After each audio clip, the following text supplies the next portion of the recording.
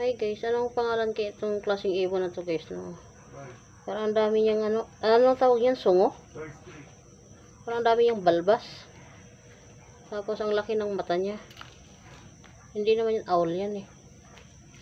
Anong klaseng ibon to? Ayun, no? Bukas yan. Pero, ano mo daw? Parang tulog kasi, kaya nakapikit eh. Oo, ano yun? Oo, masyadong ano yun. Tulog siya. Bukas yan. Ang lakas sa mata niya, no? Ano kasi ibon kaya ito?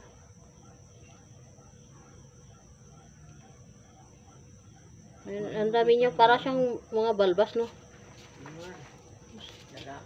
Mga pilik mata. Tapos ang lalapad ng pilik mata niya, para siyang pusa. Ano?